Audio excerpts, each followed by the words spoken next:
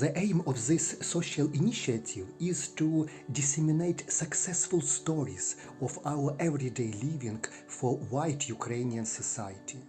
What simple things help simple ordinary people in simple everyday life to overcome stress and tension.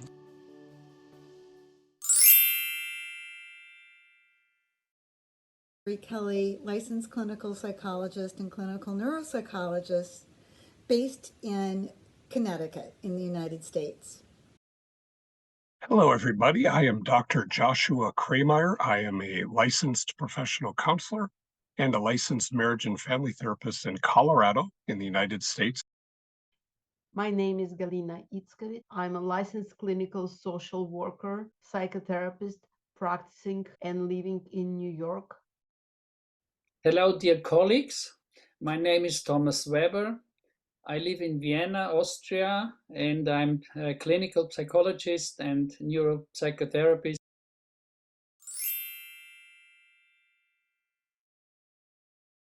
The women I had the honor of speaking with during the war, and I'm still speaking with so many people that are teaching me about the importance of having convictions in your values and how very important that purpose is. Meaning and purpose in your life is so much of a component to resilience. And that is certainly something that I have learned through my work with my friends and colleagues in Ukraine during this war. One of the first things that I learned about Ukraine and the resilience of the amazing people there is found within the trident symbol, and it's the word volia that most Ukrainians know. I understood what it meant and the meaning behind it of will and resilience and some of these ideas. But it really does define well what I see and have learned about the amazing people in Ukraine, about their persistence and knowing that they're fighting for good in the world and that they know that they can't give up, and that everybody has been involved. Everybody seems to have had a part. People have fought in different ways with whatever options they have, whatever their gifts, talents, and abilities are, they've used them for the purpose of the war.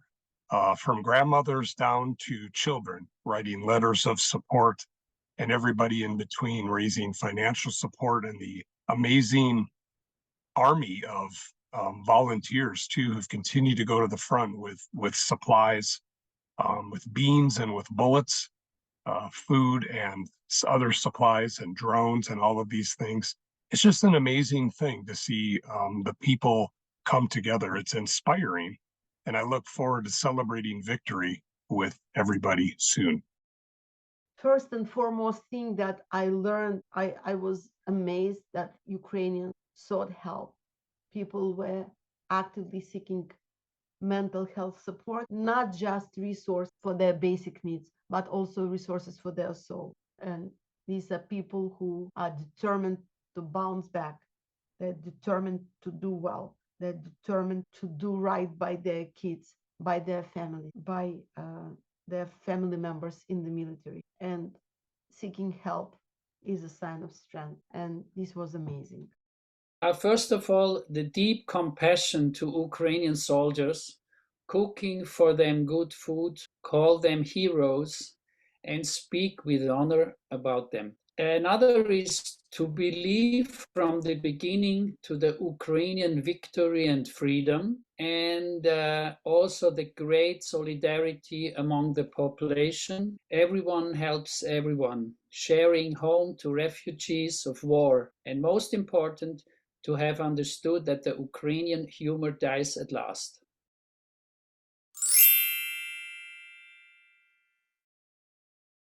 There are big things and there are little things where you can find hope. Now, it's important to have the big things like dreams and knowing what your destination is and what goals and what meaning in life you would like to reach, clarifying what your purpose is. So every day, one can find hope by taking small steps and making choices that gets you closer to that ultimate dream, that ultimate destination, that ultimate purpose that you feel is integral to your life.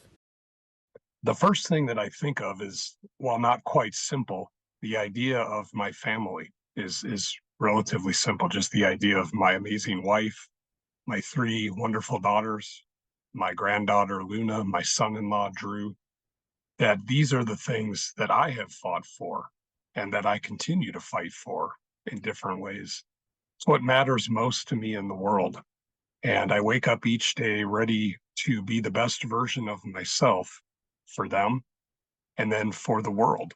That I know that we all have meaning and purpose. We all have gifts, talents, and abilities that we are called to use in this world for good. And when we do these things and we try to focus on that as the driving force each day, that is, to me, the most hopeful perspective to take. I'm also reminded of the meaningful work that I've done in trying to help mitigate the impact of trauma.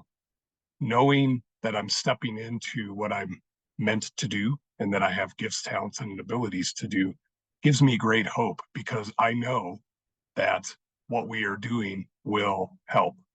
I know that the war will end, that no war lasts forever.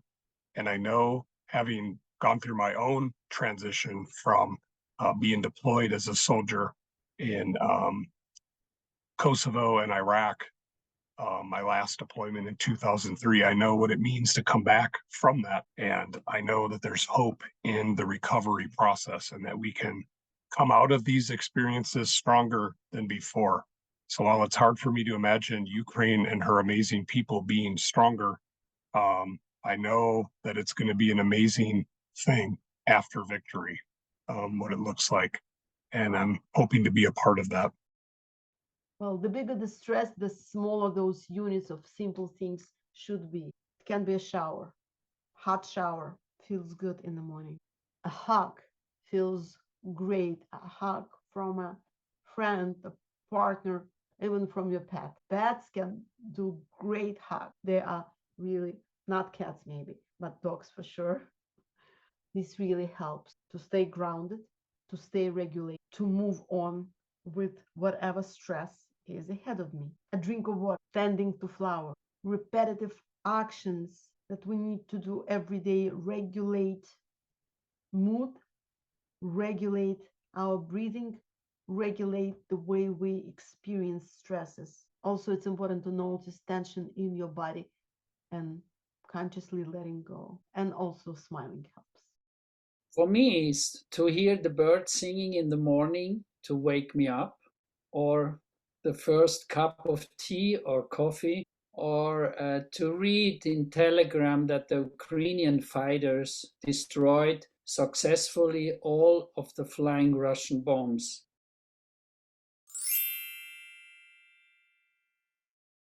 So I've been going to Ukraine over the last year multiple times for 2 to 3 weeks at a time. And I recently got back just several days ago for my most recent trip.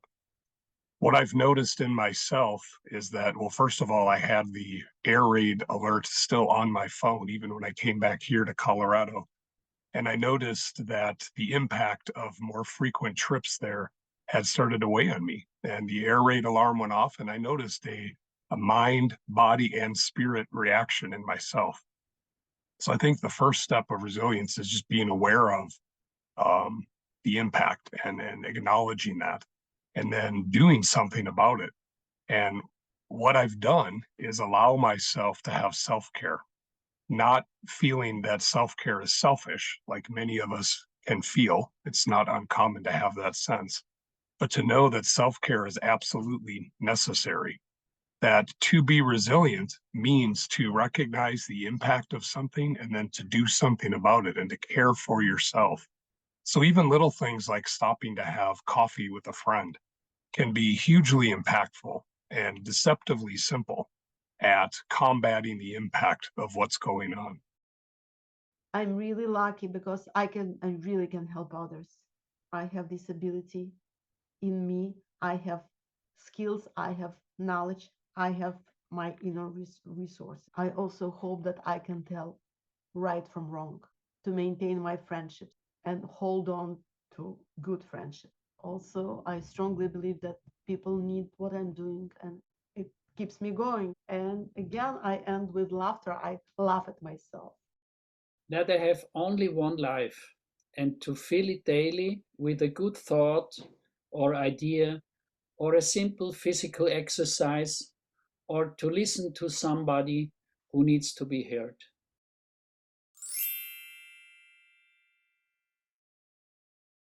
So I responded to this question a little bit in the previous question, but another perspective that I take is imagining dear brothers and sisters in Ukraine that I've lost, specifically those in uniform, um, as brothers and sisters in arms. So people very near to me that we've lost, I imagine them looking down from above and almost getting angry at me on the days that I have doubt and feel like maybe giving up or not continuing to do what I'm meant to do and fighting with my heart and my mind. And I imagine them kind of shaking their fists and saying, "Hey, I am not down there anymore. I don't have that life to live, but you do. And that's the reason that I made this sacrifice so that you could march on and continue to carry the torch of freedom and justice and all things good in the world." This perspective has been very helpful to me, and I've shared it with others who it's also helped to persevere in the middle of war. I also feel that perspective that we have to remember that we can't let the enemy win the war between our ears, the war within us. The impact of war has to be acknowledged, but then we have to balance that also with um, picking ourselves back up and saying, I'm going to keep fighting. I'm going to keep fighting for this. I'm not going to let the impact take me down and take me out of the fight, the part of the fight that I'm a part of, whatever that might be. The amazing volunteer force, those that do whatever they do, so many different things that people do in Ukraine that are so inspiring to keep fighting and making the country and really the world a better place. I think self-care, the ability to listen to my own body, to my moods, to my emotional state is a good enough mechanism. It's called awareness, self-awareness. If I know what's going on with me, I can intervene. I can do something. And I know for a fact that I won't be able to do much for others if I don't take care of myself. I used to dance. I danced for 12 years and it felt great.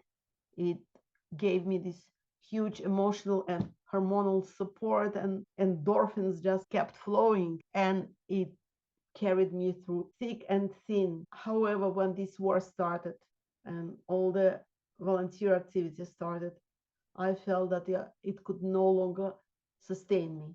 Dancing was not enough. It did not feel right. So I started to look for other things. Writing helps a lot. Writing by hand is also very good. And if you can write to a friend, it feels just great. So whatever you do for yourself, just listen to yourself. Try to pay attention. And as you do for yourself, you also do for others. Sharing time with a good friend to talk and eat, or to spend time with my baby grandchild and to be just focused on him, to feel loved and to love, and of course to know what my purpose is in my life.